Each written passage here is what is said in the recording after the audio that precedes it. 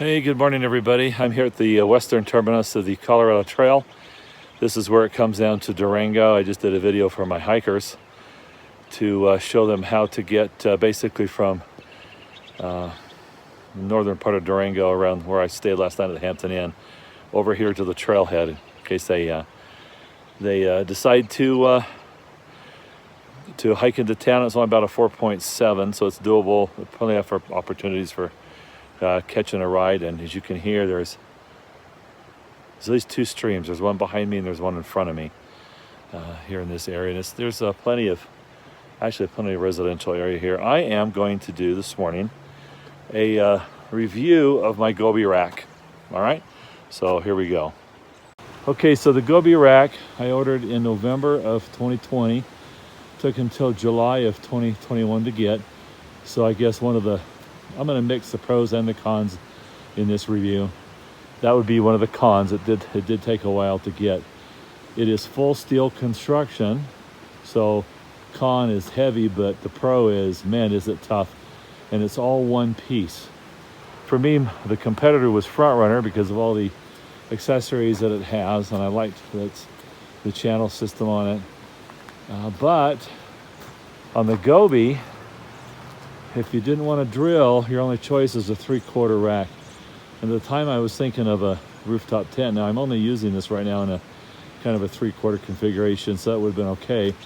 But I was thinking maybe rooftop tent in the future. So it's a stealth rack. You can see how low profile it is. It just gives you a rail to be able to do things like mount that awning on, mount those max tracks, etc.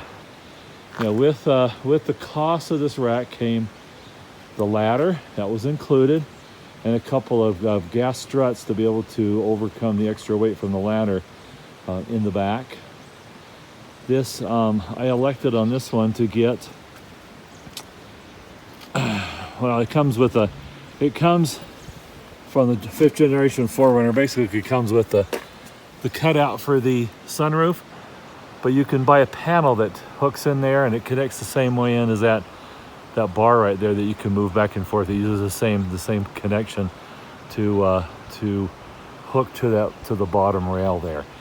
I also got the attachments with it for the 40-inch light bar, and basically that's probably worth about $150 because the mounts for the max tracks were $150, and the mounts for sorry about the sun there, and the mounts for the awning were also about $150.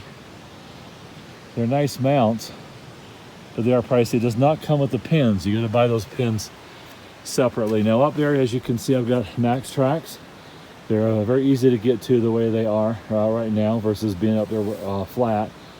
I think my friend Jess puts his up there flat in place of where I've got my fuel can up there. That is a V70 Pelican case that's hard mounted. Had to drill through it and mount it to the floor. And that that roto pack is a 4.75 gallon, or for you metric folks, 17.05 liters. All right. Now, like I said, it is a no drill up here in these front feet, which is a big pro for me. Now, one of the cons, because it is so low profile, is when it came time to do the mounting, it was really hard to get my hands up under here. Let's see if I can give you a better shot there to put those bolts in. I actually had to use a Swiffer handle where the hang-up hook, I put a piece of duct tape on one part of it, and then put the bolt in because I was using the lock washer, so you couldn't really, well, you could get the close set of bolts, but the far set, I couldn't get my arm back up that far, so I had to jury rig a little handle and put enough pressure on it where the tape didn't give way. That's why I had to use duct tape to be able to get it started, and then pull it off. Do I get a little bit of road noise out of it? Yeah, you do. I mean, you're going to. Once I started putting stuff on it, it really became more noticeable. The drag was not really much there. I didn't see any change in gas mileage, maybe a half a mile per gallon. But now with all the stuff up there, it's definitely backed off a little bit.